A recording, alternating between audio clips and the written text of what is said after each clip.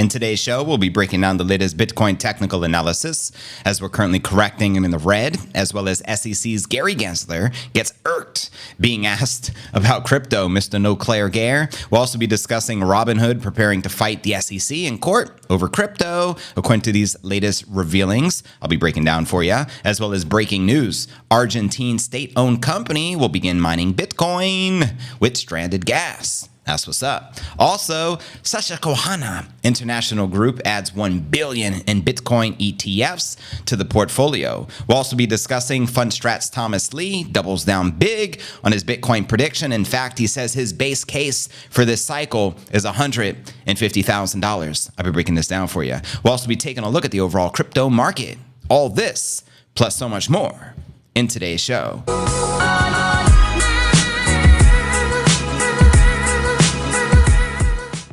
Welcome, crypto fam.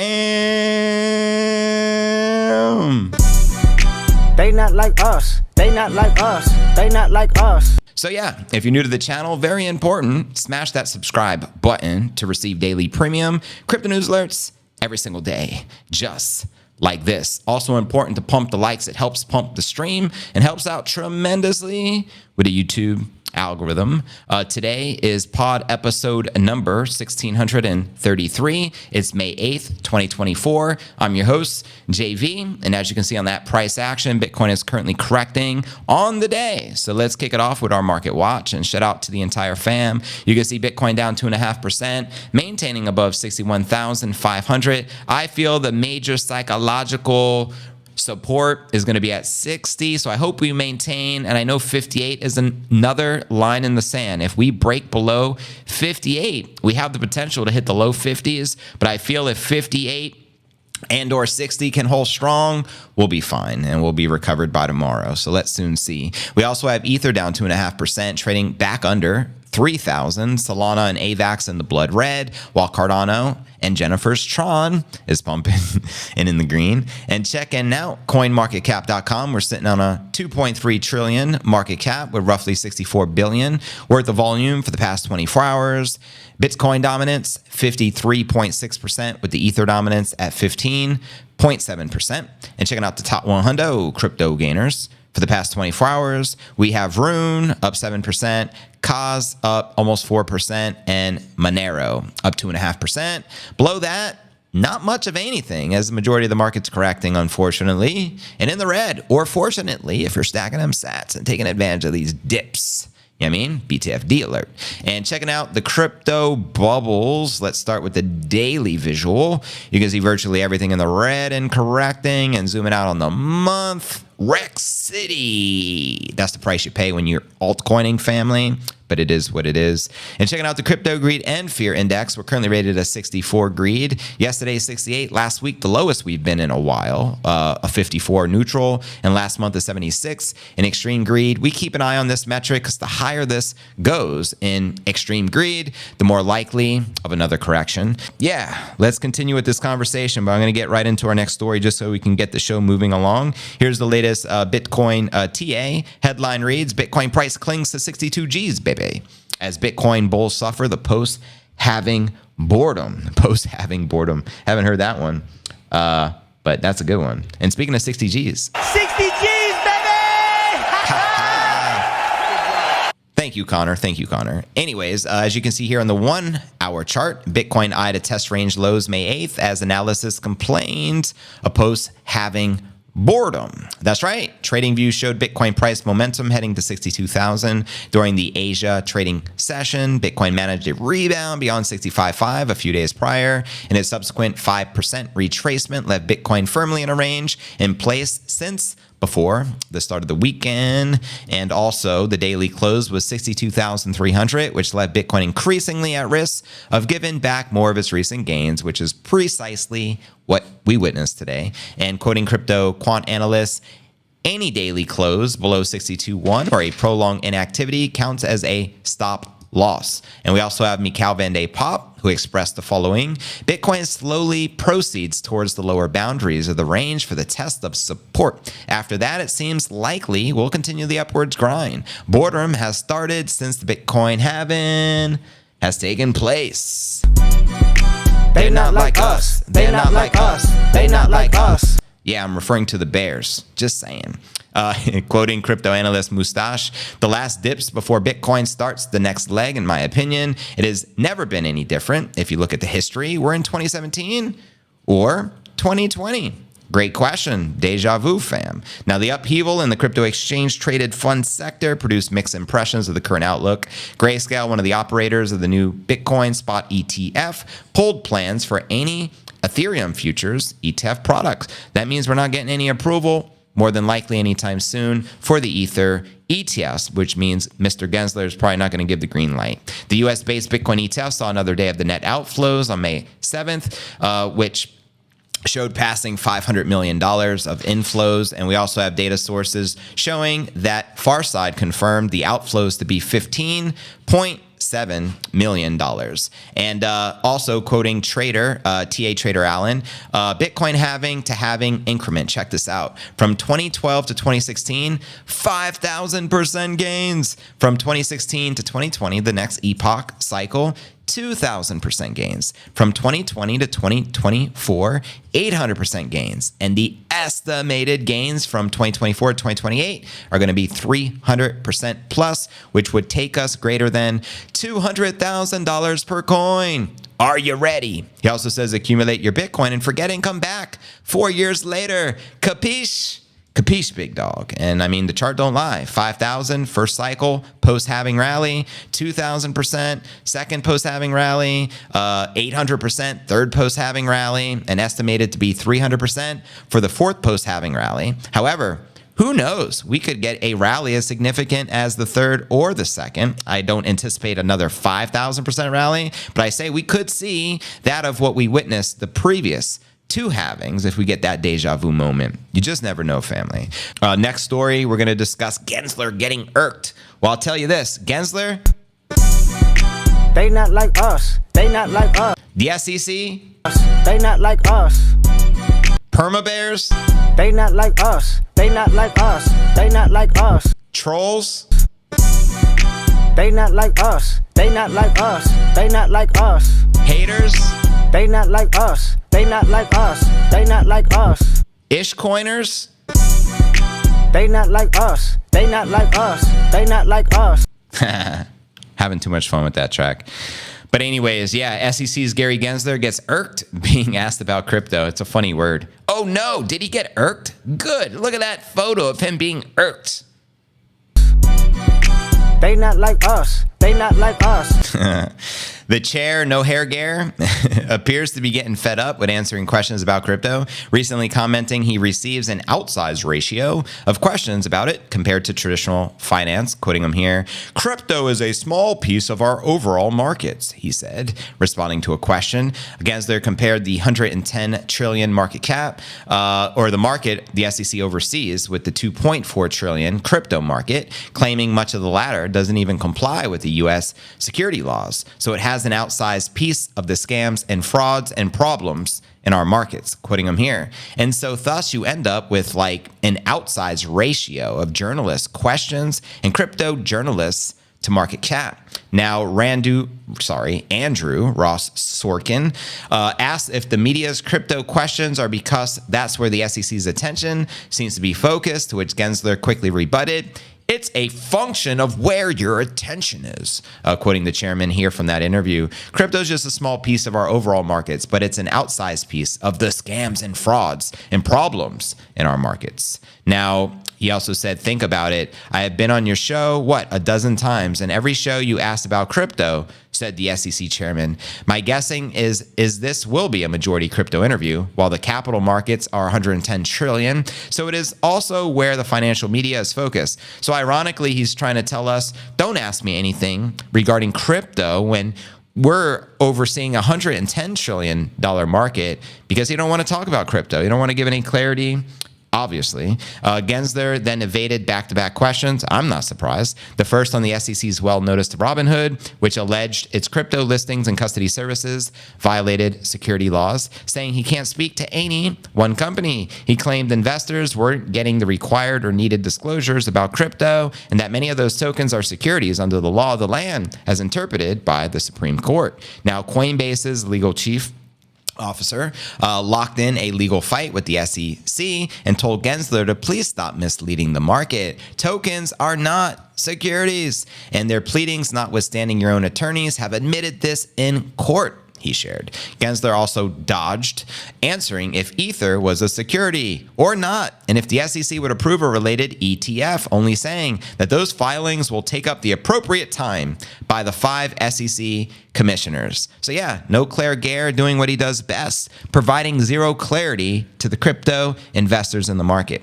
Gensler also defended against House Financial Services Chair Patrick McHenry's allegation that has misled Congress when he refused to answer questions on the SEC's classification of ETH, quoting him here. "We don't speak about whether we have an investigation," he said. "We don't speak about whether somebody is, in our opinion, not following the law unless we actually bring a case." McHenry claimed Gensler's answer refusals were an intentional attempt to misrepresent the SEC position and citing a consensus April lawsuit against the SEC that alleged the regulator planned to regulate ETH as a security. Gensler argued that he tells Congress accurately what we're doing.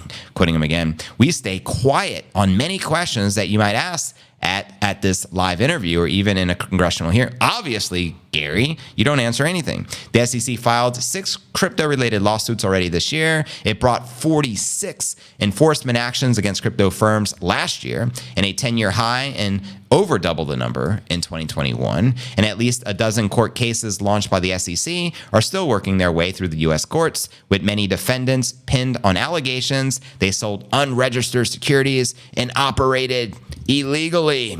So that's Gary Gensler for you. I'll tell you one thing. They not like us.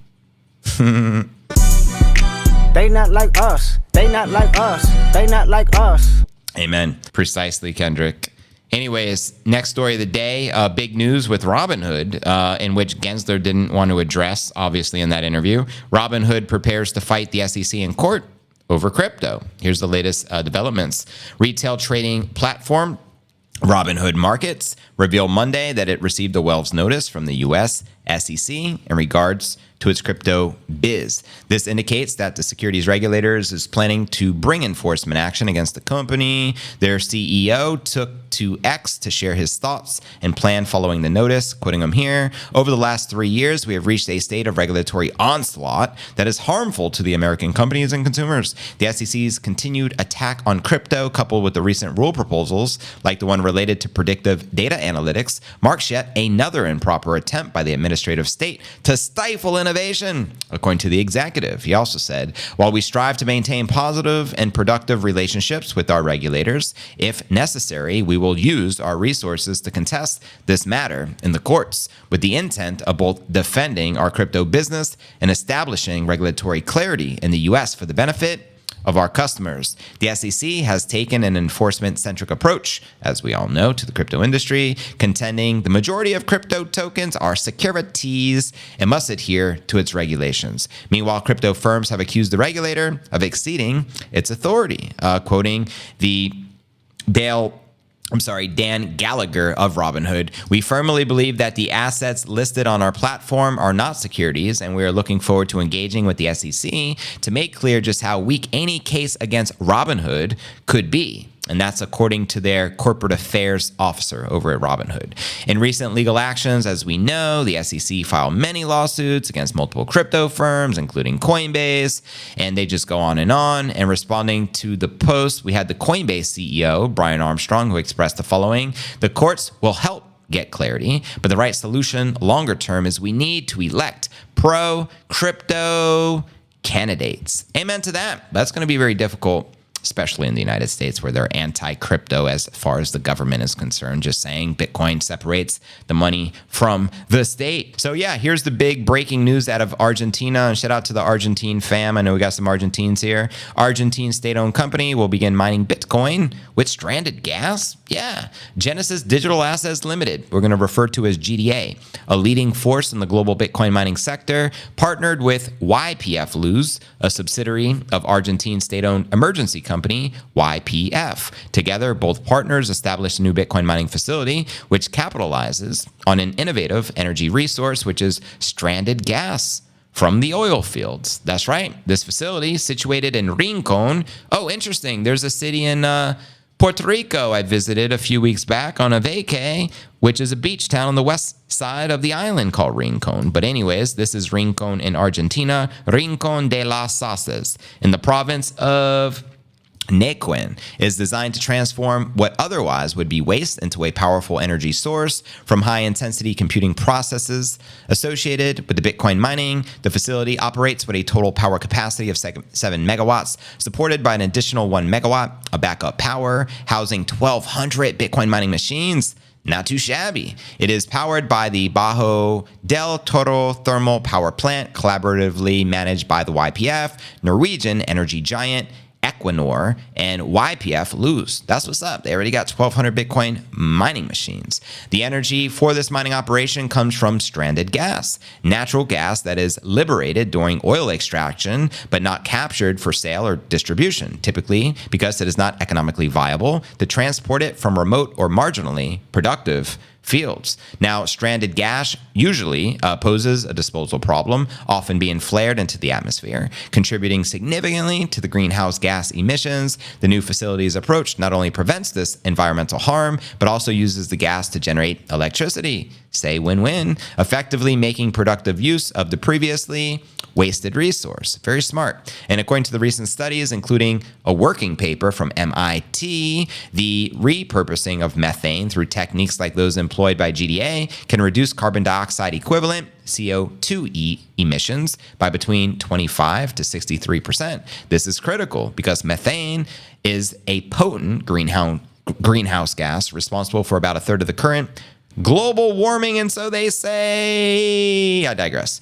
Now, the executive president and founder of GDA emphasized the project's environmental and operational advantages in the statement, quoting him here. The opening of our first data center in South America is an important step in our geographic diversification efforts. This will yet buy another opportunity to show the world that Bitcoin mining can have a positive effect on the environment and can be fully integrated into the local communities. Now, here's the strategic implications for Argentina and beyond. Argentina presents a unique landscape for such endeavors due to its substantial energy resources, favorable political climate, and a strong crypto ethos amongst the population. The country has been experiencing high inflation rates, unfortunately, which has increased the local populace's reliance on crypto as a hedge against the economic instability. Now, the CEO of YPF also noted the project's strategic fit with Argentina's energy policies. Quoting him here, this project with GDA allows us to bring YPF and Equinor, two companies committed to reducing the carbon footprint to their exploration activities and adaptable and sustainable flare gas use solution. The project also marks a significant point of expansion for GDA, which operates 20 industrial-scale data centers across North America, South America, Europe, and Central Asia, further cementing its position as a major player in the Bitcoin mining industry. They currently have a total power capacity exceeding 500 megawatts globally and continue to drive innovation in the integration of renewable and waste-derived energy sources into the Bitcoin mining sector. So respect. I think it's a beautiful thing. Like I said, a win-win when you're using something that could be harmful for the environment and somehow using alchemy, right, to mine some Bitcoin with it. Win-win. Everyone's a winner. Susquehanna International Group added $1 billion worth of Bitcoin ETFs to their portfolio, yo. That's right. According to their 13F HR filing yesterday, May 7th, quantitative trading firm Susquehanna International Group purchased more than $1 billion worth of shares of Bitcoin ETFs. In the first quarter of this year, the firm disclosed that the SEC ownership of 17 million shares of the Grayscale Bitcoin Trust with a market value of roughly $1 billion as of March 31st, 2024, and additionally reported owning 1.3 million shares of the Fidelity Wise Bitcoin Origin Fund, valued at roughly $84 million on that same date. Moreover, the firm increased its stake in the ProShares Bitcoin Strategy ETF, which gives investor exposure to Bitcoin future contracts. And according to investment research firm Fintel, they owned almost 8 million shares of BITO as of March 31st, valued at roughly $250 million, up 57% from the February filing that listed 5 million shares. And a quick shout out to Lock Sky. I greatly appreciate you gifting 5 memberships of the channel to the following fam, including Molly, Facundo, Worky, Silas, Kevin Smith. You've all been blessed and hooked up with the MicroStrategy membership of the channel on behalf of Lock Sky. So show Lock Sky some love in the comments. And again, thank you, Lock. That's very kind of you.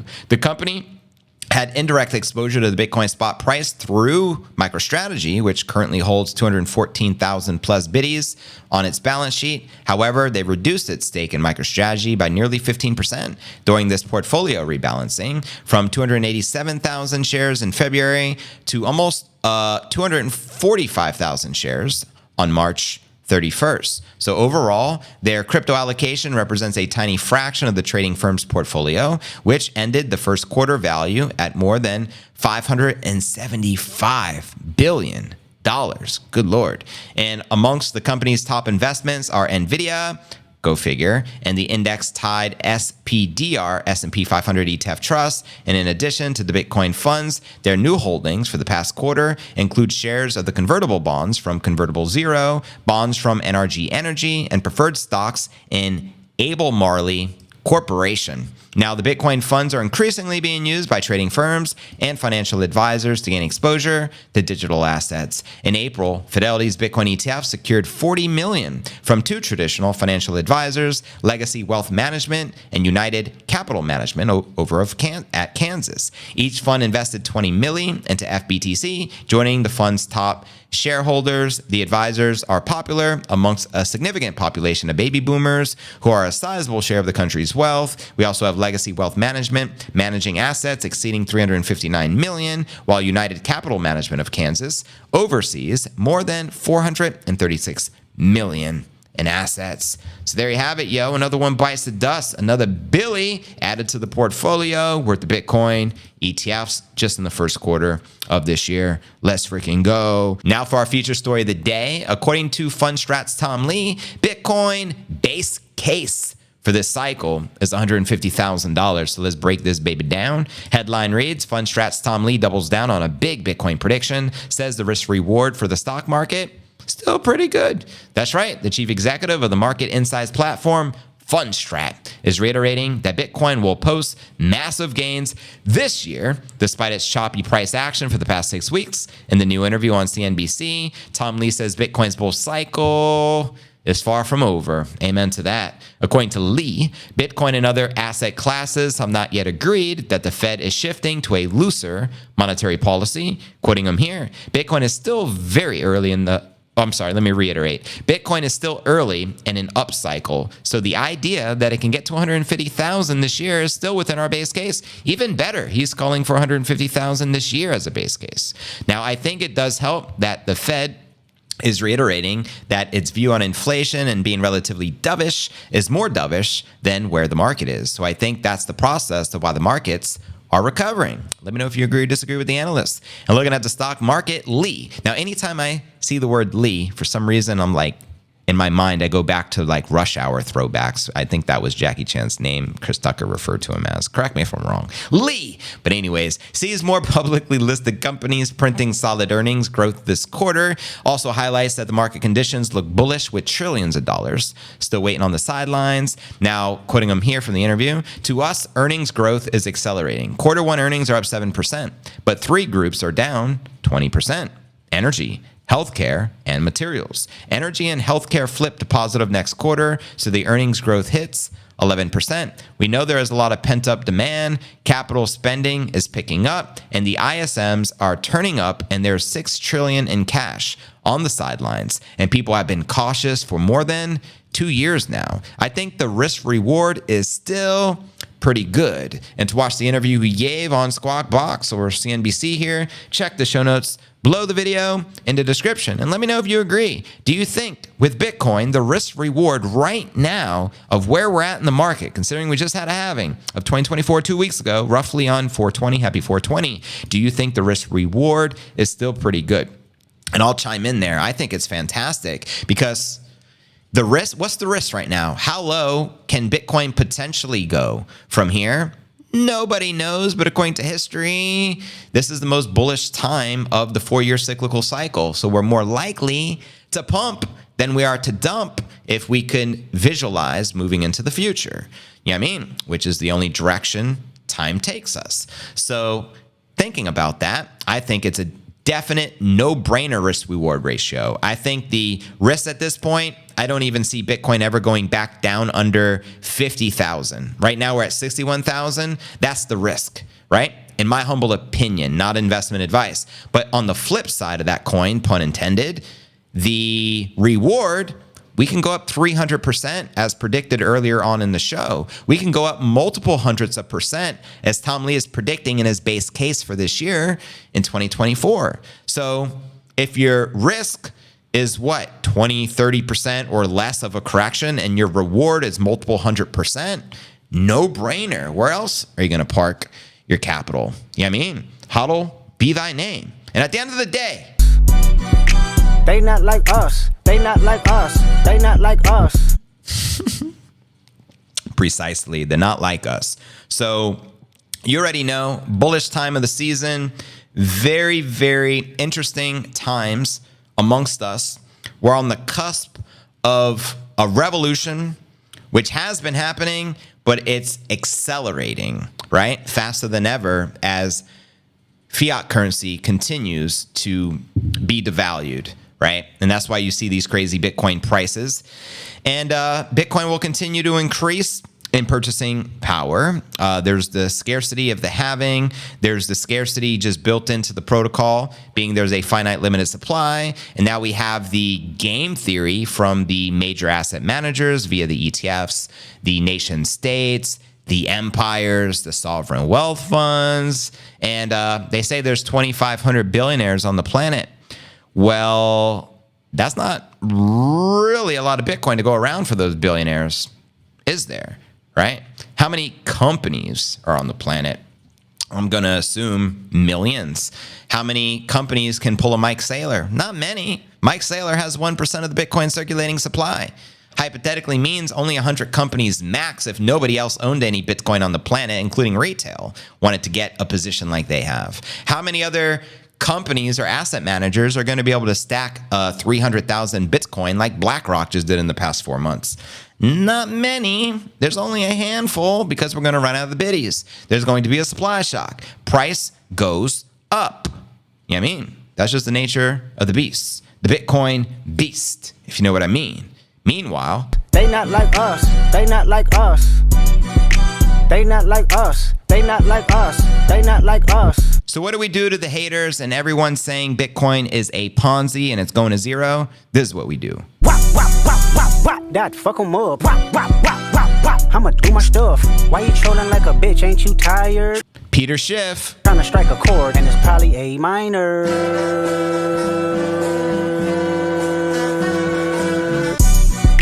They not like us. They not like us. They not like us. They not like us. They not like us. They not like us. Warren Buffett. They not like us. They not like us. They not like us. Bill Gates. They not like us. They not like us. They not like us. Facts. These wealthy entities out there making Saylor look like a shrimp. One of these. Precisely. Like for real though. There's so much wealth on the planet. Gensler were just talking about they have, jurisdiction over, what do you say, $100+ trillion of the market, ignoring all the crypto questions. Ask me about these other markets. Collectively, there's probably over 900 trillion worth of wealth on the planet, maybe even more. And considering crypto collectively is less than a 3 trillion market cap, Bitcoin's like a 1.2 trillion market cap. It just shows so much room for growth and how early we truly are. And quoting Mike Saylor from yesterday's episode, he said, the reason most people don't get Bitcoin yet is the reason it's going to 100x. If we go to 100x, we're talking 6 million plus per biddy. Per biddy. Let that sink in, yo. Laugh at them, but leave them a big tip. Are we sure they not like us? No, I'm facts. They not like us. Haters are completely irrelevant to us. Exactly. Because when it comes to haters, they not like us. They not like us. They not like us. Ish coiners. They not like us. They not like us. They not like us. No coiners. They not like us. They not like us. They not like us. Fiat lovers. They not like us. They not like us. They not like us. Facts. With my rattling fellas, we rattle together. The battle's forever. Would you like fries with that? Precisely. The haters are completely irrelevant to us. Tell them expose Sean. Cheers to that. F the haters. We replaced the haters with regulators. Mona. I got to sample that one next. That was one of my favorite tracks as a kid. Regulators. Agree, JV. Be feeling it. Thank you, Kevin. Money has always been about the question, who works for whom? And with Bitcoin, the game will be reset on the global. The global reset is amongst us. In the eyes of the government, the global reset is the CBDCs in a cashless society. Now, the global reset to the Bitcoiners is Bitcoin becoming a world reserve currency and hyper Bitcoinization. Want to know why? They not like us. They not like us. They not like us. Politicians. They not like us. They not like us. They not like us.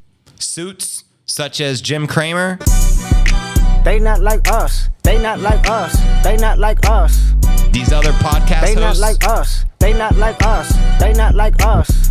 These other crypto shows. Wop, wop, wop, wop, wop. That fuck 'em up. Wop, wop, wop, wop, wop. I'ma do my stuff. Never gets old.